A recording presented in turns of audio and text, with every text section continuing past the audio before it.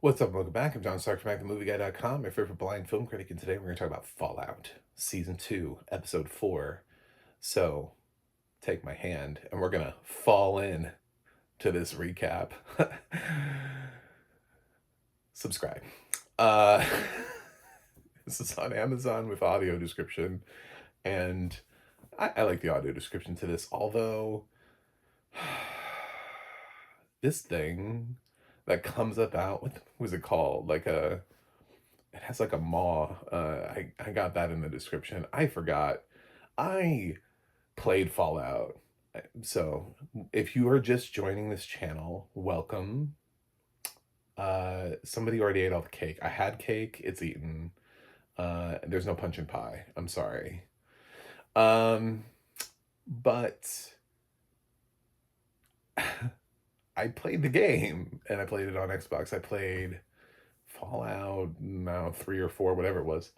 It was mostly open world, and you could just kind of. It was. Yeah, I mean, there were things you were supposed to do and achieve, but I mean, I kind of remember being able to wander around quite a bit, and I never encountered whatever the hell that was. So there are a lot of things where it's like nostalgia brings me back, especially when we start adapting video games I played before, like the Minecraft movie. I oh my god. Oh my god, man. I had Xbox just sent me like a notification like are you playing, have you been outside, sir? The same thing with like Grand Theft Auto, which really helped when I saw Grand Theft Hamlet earlier this year and I was able to enjoy that. So when this thing pops out of the ground in the beginning of this episode, I'm like, what? Did I, is this a boss fight I missed? Where is this beast coming from? So basically, he's fighting like some sort of kaiju Godzilla thing, and with no context given, I'm just like, my god, what even is this? So we see a flashback to the Alaskan front. We see Cooper's talking about, this armor and how the armor, costs people lives, and we see him off in the outlet, and then suddenly this giant beast jumps out of the ground, and I'm just like, wait a minute, this is pre-Fallout. What is this?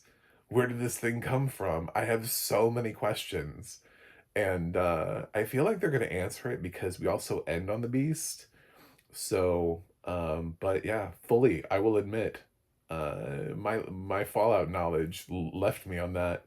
I remember all sorts of weird things like rad roaches and Nuka-Cola and all that kind of stuff, but there's Nuka-Cola. Nuka-Cola isn't Call of Duty Zombies, right? No, that was like Juggernog and all those. Nuka-Cola is Fallout. Ah, God, these weird drinks that you can get in movies. And she's given the drugs too. Fuck, what was the name of that? When he said it, I remembered what it was, and now I've forgotten it. I was like, oh yeah, that's in the game. But no, this thing, no idea. Totally forgot what this thing was. Um, and so basically, for the ghoul, and Judy or whatever, they leave the Rangers, um, and head off on their own, off to Vegas, and there she's going through withdrawal from drugs, and he offers her some. He's like, you can either detox for like a week, or you can just more drugs. So she gets high, and then they end up having to fight a whole bunch of feral ghouls, and then this big thing that we see at the beginning in Cooper's flashback seems to come out and rear and attack them again. So, yeah, their stuff was fine. It wasn't really the main story. We still didn't bounce to the father, Hank. Like that still was kind of absent. He was missing from this, but we did check out Maximus, who had just killed off Kumail Nanjiani. I did not learn his name. It did not matter. He's dead now. I said that in my recap last week. was like, don't worry, it won't matter. He's going to die. So uh, he gets his ghoul buddy to put on the armor, and they try to head back with all of the little kids and hide them. And Gabe, I guess that's a character in here, finds Maximus and is like, "What did you do?" Oh no. Um, and Maximus is like, "It's okay. I'm gonna make it all okay because I'm gonna go, kill our leader. Hold my beer." Uh, so meanwhile, so they're trying to hide the kids, and he goes off to have this hard conversation with this cleric who I guess anticipates that this is coming because he's like, "So, yo, what did you do? You're here to kill me now." And Maximus has a gun hidden behind his back, and then there's a shootout, and it's like, what have you wrought, Maximus?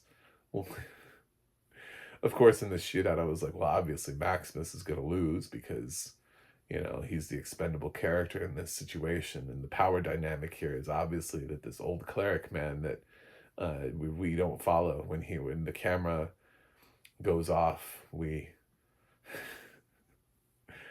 needless to say, I think Maximus is probably going to be in charge of the Knights of the Round Table pretty soon. And his friend is found by other emissaries, and they're all trying to like make deals with him because they all think he's Kumail Nanjiani, and he's not. And they're all like, "Oh, well, but the funny thing is that they're all talking about how they'll kill the guy that Maximus is just trying to kill at the same time. If, he'll just give up, some kind of uh, leverage. And he makes a joke about a panic attack, and and the guy doesn't know what it is. He's like, "Oh, what's a panic attack? Oh, sounds like you're having a coronary. Just walk it off." It's like worse. Oh, walk it off. Anyway, um, so I guess we'll find out what they're gonna do with the kids. Like, how are they gonna continue to escape? All that kind of stuff. Uh, in the next episode. But we also get back into the vault. We spend a little bit of time with um, the brother that was kicked out, who's I am terrible with names, and he finds the assistant um, to the brain on Roomba, uh, to Bud's Buds or whatever. The guy that was assistant to Bud was frozen, and he wakes up, and he's like very sort of like speaking in like code or something. It's very, and he doesn't know how to interpret that. And he's like, "I'm in charge," and he's like, "Well, I remember I was Bud's assistant. I was in the room when I took the food orders with all of those important people." So you know about the plan, right? Like the plan. So that's a fun exchange. Um, to see him have to deal with that because he's growing to be more assertive, but he's not naturally an assertive character. And speaking of a non-assertive character, Stephanie has woo.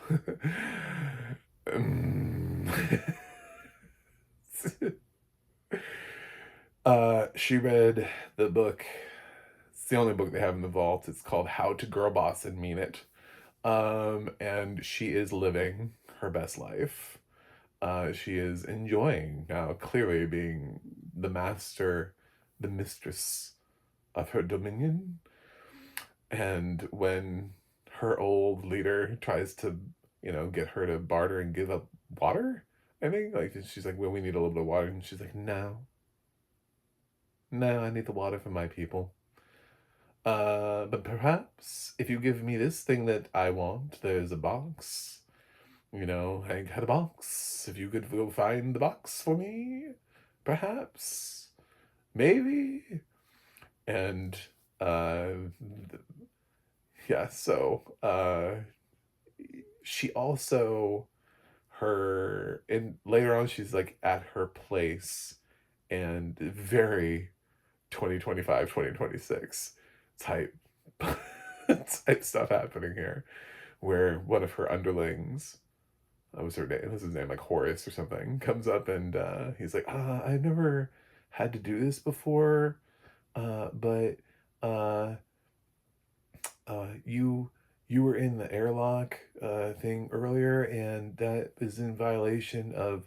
I've never had to report the violation, the person violating to the person before, and I don't really know. It seems great. And she's just like, okay, I will escalate your concerns to. And he's like, well, to who? And she's like, well, me. That was easy then, wasn't it? So yeah, uh, she is now judge, jury, and executioner. So, um, and her, I don't know, is he really a partner? Because she does not treat him as anything other than like a babysitter at this point. Like he's just in charge of the baby, but he's like snooping around the house and he finds a wallet, and it shows, her name, her birth date, her year, and everything. It gives, and he's shocked by it. He's like, oh my God. I'm also thinking to myself too, with like the cryo freezing and how many years have passed, isn't everybody like technically like 100 plus 200 years old or something if you're counting your actual birth date and factoring that in? Like, wouldn't you be like really old? You'd be a lot older than you were. Like, everybody, like, however long, you'd be the age you were when you went in, plus the cryo freeze, and how many years since then. So, I don't know, how old is she? Like 95? What is her age? I don't know what age she was when she went in, but she's got a anyway. So he finds her ID, and yeah, so she's clearly got some plans for the future. But this was a fun episode, and we're gonna get into the giant lizard thing. I guess next episode we're gonna find out what that is. I liked how they changed the little opening title this time so it's Fallout, but it was like frozen and then it cracked like ice because we were in Alaska. So yeah, it's a fun episode, but yeah, I did not know that this giant monster thing was happening, and I need more explanation. But I'm assuming it'll come. I feel like because they don't really explain how, why, when, where, why, anything about it. It's just here, but it was here before the fallout. So I think that's the lesson that we're learning. If not, I misinterpreted. Anyway, thanks for taking this weird ride with me. Fallout. I'll be back next week with another recap of Fallout. In the meantime, see you guys on the other side.